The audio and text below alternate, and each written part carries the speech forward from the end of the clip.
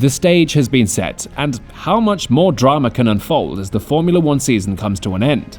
We've witnessed the drama and magic of this sport that we love, and we know that every day there's a new story to keep us on edge.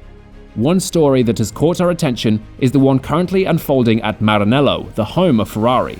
Although we have all heard whispers about what is happening behind the doors, seeing it happen is much more realistic than we could all have agreed. When the Ferrari team made it public about the exit of their team principal, we all could agree that there was more to this story than met the eye. Hello guys, welcome to our YouTube channel where we bring you all things Formula One and racing news. On today's episode, we'll be looking at the exit of Ferrari's team principal and getting a full backstory on how it unfolded. So if you've not yet subscribed to our channel and turned on our post notifications, you should do that right about now.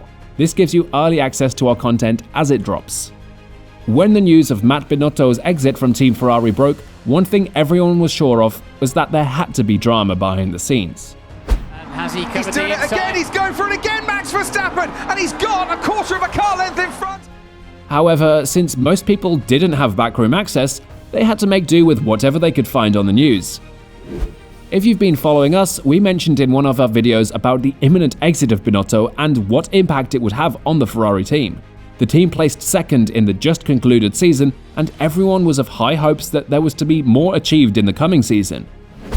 However, John Elkann and Benedetto Vigna had other plans, and as chairman and CEO of Ferrari, respectively, their decision on the Binotto case is one that raised eyebrows. The name Elkann is one that has been in the racing industry for quite a while, albeit in horse racing.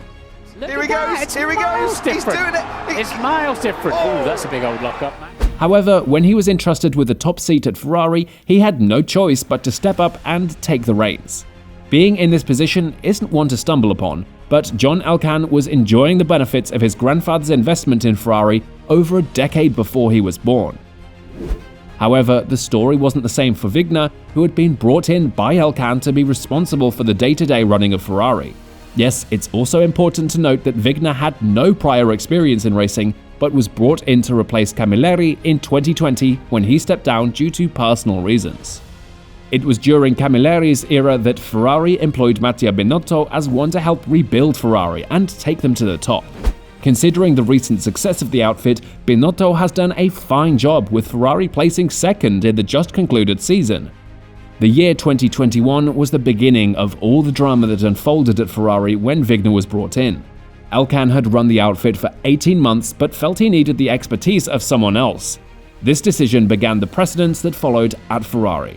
Within 6 months of being CEO, Vigna started making changes and everyone knew it was about to be a tough reign.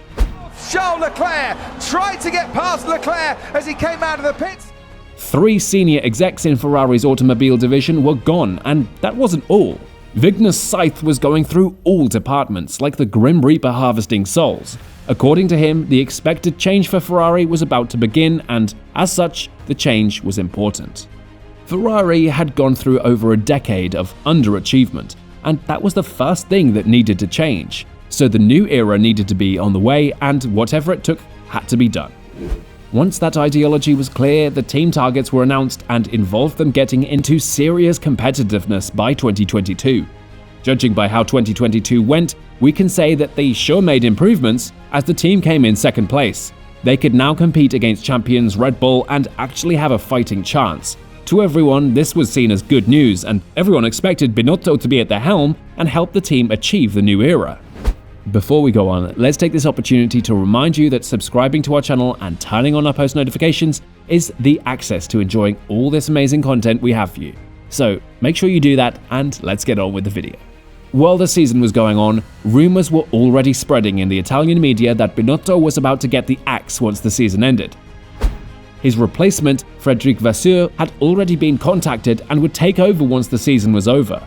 If these rumors were true, the bosses at Ferrari didn't debunk them. They just rolled with the rumors and let them fly, until Binotto asked the team for clarity. In a statement released by Ferrari, they tried to debunk such rumors. But by then, it was too late.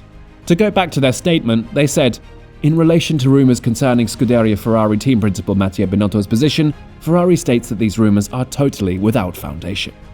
Leclerc for the second second lap running, has retaken the lead and has come out of turn 4. If you looked at that statement well, you'll find that the team was only debunking rumors but wasn't providing assurances for Binotto. How this would affect the team is still yet to be determined, but that seemed to have calmed Binotto a bit. After much consideration and introspection, Mattia Binotto decided to do the honorable thing and tender his resignation. This news has shocked everyone, and still not a word has been heard from the Ferrari board. They had kept mum, and the possible result could determine the fate of Binotto and the Ferrari team. For over a week, there has been radio silence from Ferrari, and still we await their decision. Could they be ensuring that they sealed the deal for a replacement, or are they just dragging this out on purpose? Finally, whatever decision the Ferrari board decides to take, it won't take away the fact that Binotto has given Ferrari the best performance they've seen since 2008. The man had smashed all the set goals and targets for the year and was already prepared to do more in 2023. The team may ride the wave that Binotto resigned of his own accord, but everyone knows that he did the honorable thing and left with his head held high. He is a great leader, manager and engineer, and we would all remember the work he put in to compete against an in-form Red Bull team. Lights in Bahrain. This time around, Charles Leclerc, with the aid of that lockup, has got the... So there it is, guys. We've analysed the possible scheming behind Binotto's exit, and we feel it had to do with the powerful two at the helm of Ferrari. However, whatever the decision taken concerning Mattia Binotto, we wish him good luck. We've come to the end of today's episode, and we hope you enjoyed every bit of it. We'd love to see you again and for you to subscribe to our channel, and don't forget to turn on post notifications so you can get the juiciest gossip as it drops. Thanks for joining us, and have a great one.